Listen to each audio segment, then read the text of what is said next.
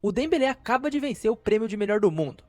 Sim, o Dembélé. Aquele mesmo jogador que virou meme anos atrás, hoje se tornou uma engrenagem fundamental de uma máquina que funciona. E após ganhar a Champions e ter sim um bom desempenho individual, a bola de ouro não foi nenhum absurdo. Mesmo assim, houve algumas controvérsias nessa premiação. Se formos voltar aos anos anteriores, o critério também não parece fazer sentido, o que fez muita gente discordar da decisão da France Football. Mas como o Dembélé se sagrou o vencedor da bola de ouro? O que ele e seus concorrentes tiveram de diferente? Qual é a verdade sobre o seu Ballon d'Or? É isso que discutiremos hoje. Primeiro, como eu disse na introdução, o Dembélé vencer a bola de ouro não foi nenhum absurdo. Só que aqui nesse vídeo a ideia é questionar algumas coisas, trazer algumas comparações e no fim tentar chegar a algum tipo de conclusão. E pra gente falar da temporada dourada do Dembélé e de como ele chegou até a bola de ouro, a gente tem que voltar pro antes, o que ele fez até chegar lá. Ousmane Dembélé iniciou sua carreira no Rennes. Foi ficar verdadeiramente conhecido quando se mudou para a Alemanha e fez uma boa temporada no Borussia. Suas características de jogo entregavam um potencial imenso, habilidade de conduzir a bola e finalizar tanto com a direita como com a esquerda. Muita velocidade, agilidade e mudança de direção, mas ainda um jogador para ser lapidado. Digo isso porque os movimentos seguintes dele podem ser considerados meio precoces e que acabaram comprometendo um pouco a sua carreira. E vamos concordar, talentoso ele realmente era, mas o que o Barcelona fez foi de uma irresponsabilidade inacreditável. Não por ir atrás dele, mas por fazer ele um dos jogadores mais caros da história e de quebra ainda colocar ele para substituir só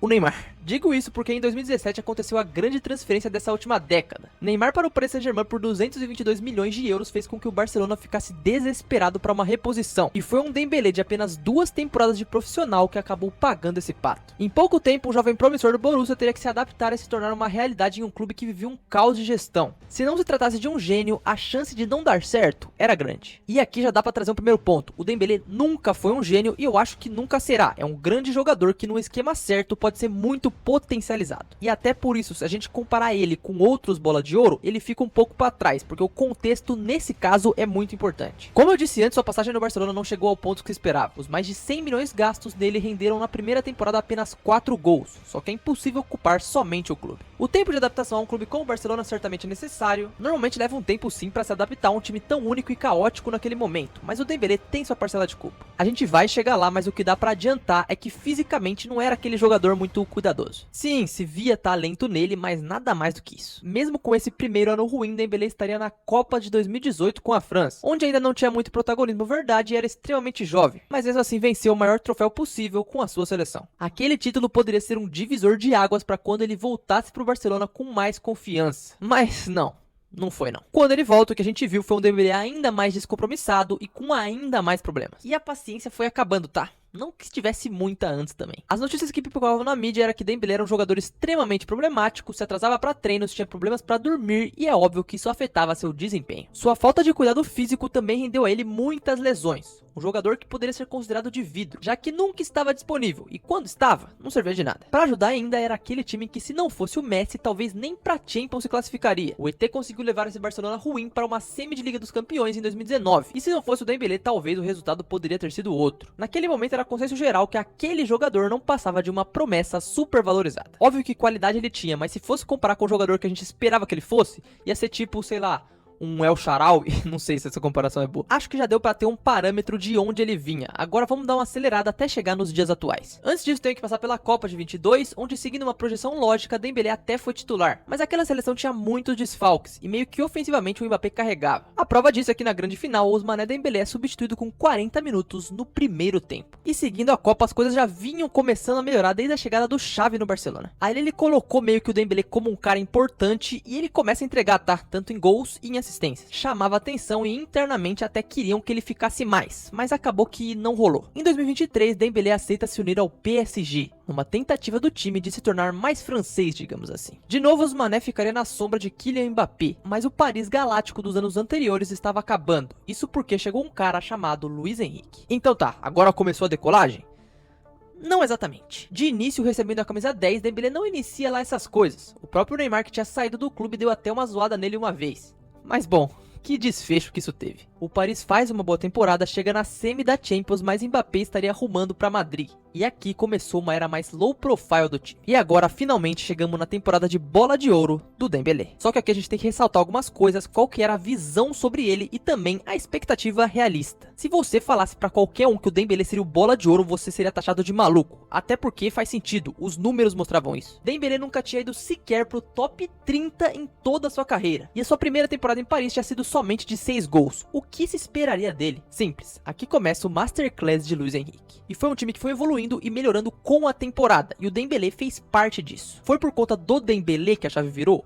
Não, mas ele foi uma parte importante disso, mesmo que não tão necessário assim se ele ficasse fora. De início a temporada do Paris não passava do comum, dominante na França, mas Dembélé em 14 rodadas tinha feito apenas 5 gols e algumas assistências. Já era quase igual ao que fez na temporada anterior, mas dada a superioridade e que o time vinha de um protagonista chamado Kylian Mbappé, não parecia nada demais. A Champions do clube também iniciou meio estranha, com no ano de 2024 Dembélé só tido uma assistência na fase de liga. Só que aí vem 2025 e as coisas mudam de vez. Aquele time começa a realmente funcionar, vitória contra o City da Champions marca uma mudança com o Dembélé sendo participativo e na Ligue 1 ele começa a empilhar gols. Seu posicionamento já era um pouco diferente, mesmo rápido, driblador e com boa mudança de direção, agora jogaria mais como um falso 9 tendo mais liberdade, e com um ataque veloz ele ajudava muito. Foi assim que emendou 2 hat-tricks seguidos, um pela Ligue 1 e um pela Champions. O Paris era franco atirador, mas dos bons. Vitória nas qualificatórias contra o Brest com participação de Ousmane. Contra o Liverpool ele é decisivo quando precisa e elimina um dos grandes favoritos. E de quebra tira o Salah da bola de ouro, mas nas quartas não foi exatamente ele o determinante para tirar o Aston Villa. Os protagonistas foram outros. Isso é uma tônica, tá? O Dembélé é sim o melhor jogador do PSG pensando ofensivamente. Agora, pela forma que o time joga, o impacto individual dele não é tão importante quanto o que o coletivo pode fazer. E isso pra mim alça ele não como tão unânime como bola de ouro. Pelo menos é o que eu penso.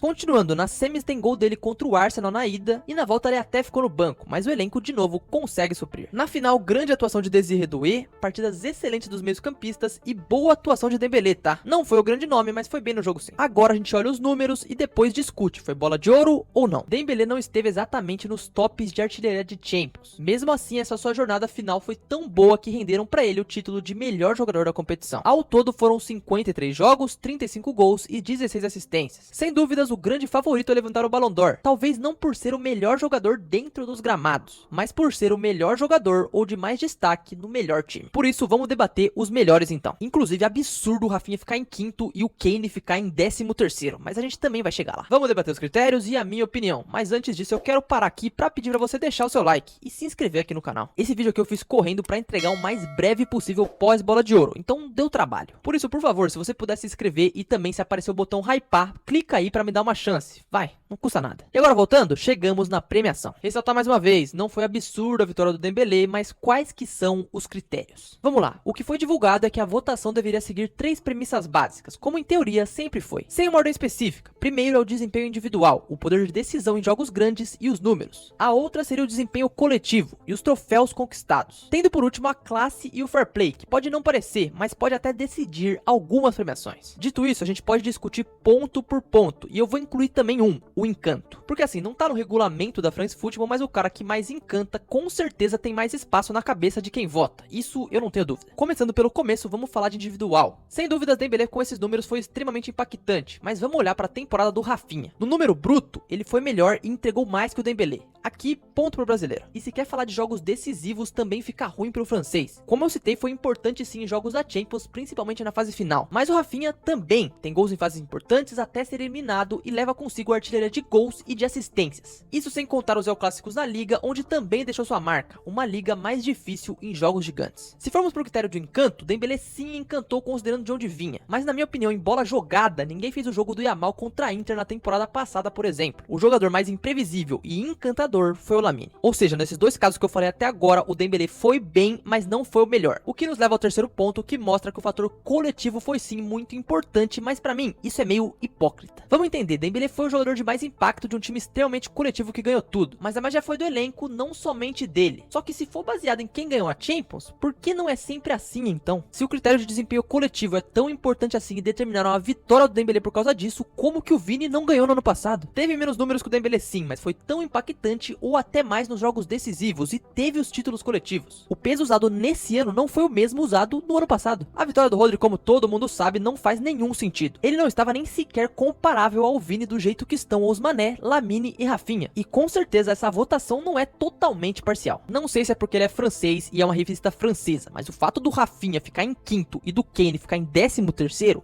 é um pouco estranho. Aquele critério do fair play, dessa vez ninguém falou nada, e vamos ser sinceros que ele não é muito importante. Se bem que o Rafinha falou mal do Mundial e também falou porrada neles, então, sei lá, pra eles pode parecer que fez sentido ele ficar em quinto. Só que não, eu não acho que é sacanagem ou que seja de propósito a posição que esses jogadores ficam. O que fica claro pra mim é que esse modelo de votação e de premiação já tá quebrado e faz alguns anos. Nada impede de um dos jornalistas escolher um cara de forma clubista, e isso já aconteceu. Da mesma forma que os critérios mais importantes meio que mudam de ano pra ano, não é tão linear quanto deveria. Pro meu critério pessoal, eu enxergo tanto o Lamine quanto o Rafinha mais bolas de ouro que o Dembélé. Só que isso é uma questão minha, o jogador com mais encanto pra mim e com mais números é o cara que mais me atrai pro jogo em si. Além do fato de que como temporada, o Rafinha não tem um recorte único, ele vai bem do início ao fim. E pô, agora é triste ver que o Dembélé ganhou a bola de ouro e caras como o Neymar, o Iniesta, não ganharam.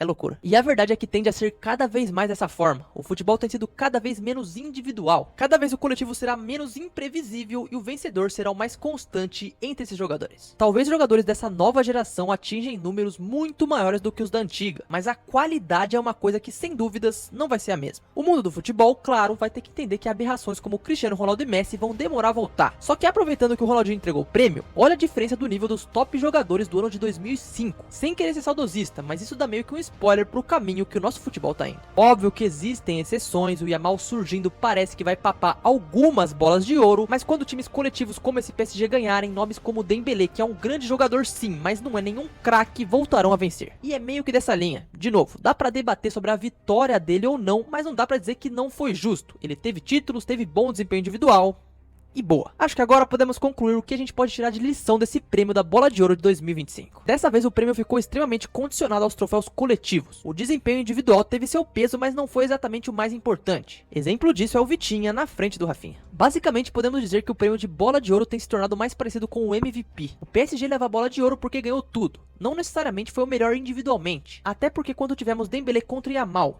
França e Espanha na Nations, a gente viu o que aconteceu. Mesmo assim, a França volta agora a ter um Ballon d'Or, um jogador de uma história de superação impressionante, e que no futuro será lembrado como um jogador de muita técnica, claro, mas também de uma adaptação e uma competência tática muito grande, mas pior que outros que não venceram. E agora o futuro desse prêmio é um mistério. Pode ser que Mbappé finalmente vença nos próximos anos, que Yamal desponte de vez, ou que caras como Dembélé entrem na briga. Tudo depende muito da cabeça de quem vota. Para encerrar, eu deixo os seguintes questionamentos. Você acha que essas premiações precisam mudar e estão piorando a cada ano? O Dembélé mereceu a Bola de Ouro ou você tem uma opinião diferente? Eu já falei muito, o que quer que seja, divide comigo aí, nos comentários.